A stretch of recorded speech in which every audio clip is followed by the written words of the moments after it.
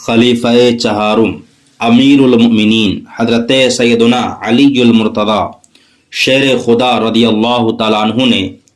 ایک قول کے مطابق 10 سال کی عمر میں اسلام قبول کر کے بچوں میں سب سے پہلے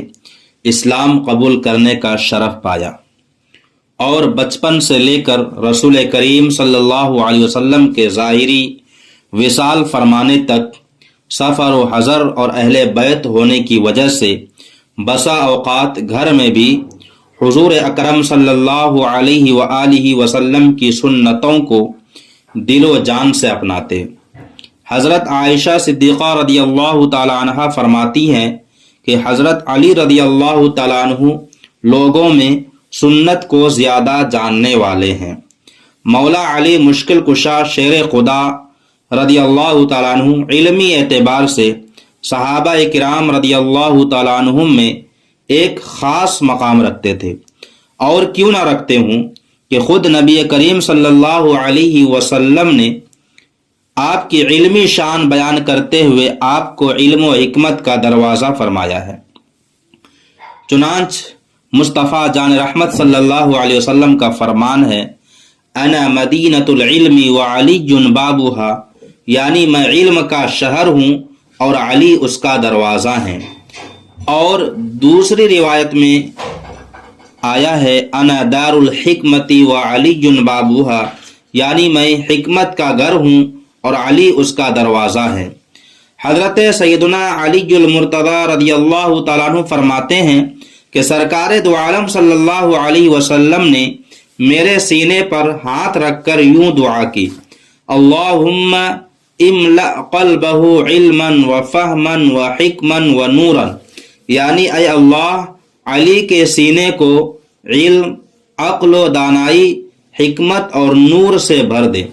باب حکمت حضرت سیدنا علی المرتضی رضی اللہ تعالیٰ عنہ فرماتے ہیں کہ نبی کریم رؤوف الرحیم صلی اللہ علیہ وسلم نے مجھے علم کے 1000 باب سکھائے، اور میں نے ان میں سے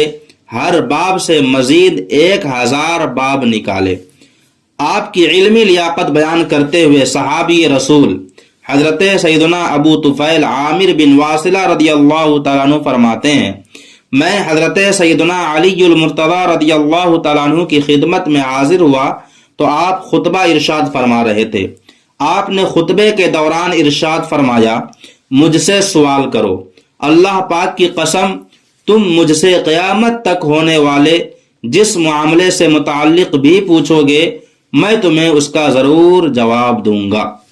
تابعی بزرگ حضرت سیدنا سعید بن مسیب رحمۃ اللہ علیہ فرماتے ہیں، نبی کریم صلی اللہ علیہ وآلہ وسلم کے صحابہ میں سوائے حضرت علی رضی اللہ تعالیٰ عنہ کے کوئی یہ کہنے والا نہیں تھا کہ مجھ سے پوچھ لو۔ آپ قرآن کریم کی آیات کے بارے میں جانتے تھے، کون سی آیت کب اور کہاں نازل ہوئی ہے۔ چنانچہ منبع علم و حکمت مولائے کائنات حضرت سیدنا علی المرتضی رضی اللہ تعالیٰ عنہ نے فرمایا، قرآن پاک کی ہر آیت کے بارے میں جانتا ہوں کہ وہ رات میں نازل ہوئی ہے یا دن میں، ہموار زمین پر نازل ہوئی ہے یا پہاڑ پر۔ ایک مقام پر مولا علی مشکل کشا رضی اللہ تعالیٰ عنہ نے فرمایا، اللہ پاک کی قسم میں قرآن کریم کی ہر آیت کے بارے میں جانتا ہوں کہ وہ کب اور کہاں نازل ہوئی ہے اور کس کے بارے میں نازل ہوئی ہے۔ فقیہ امت کا لقب پانے والے صحابی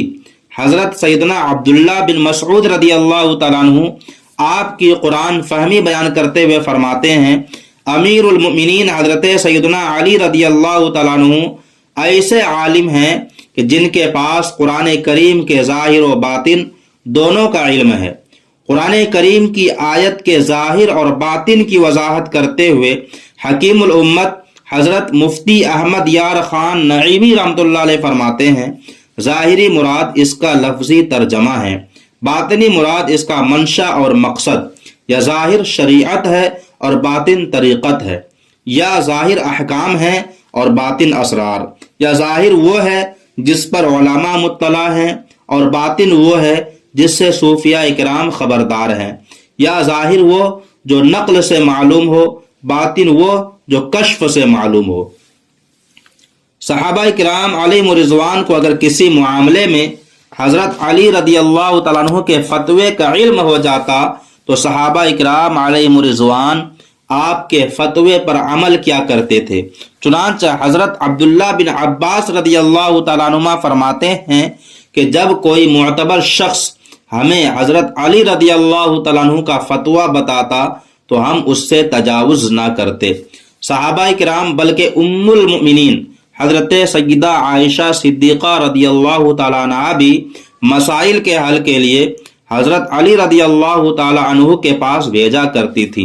جیسا کہ تابعی بزرگ حضرت شریح بن ہانی رضی اللہ تعالیٰ عنہ نے حضرت عائشہ صدیقہ رضی اللہ تعالیٰ عنہ سے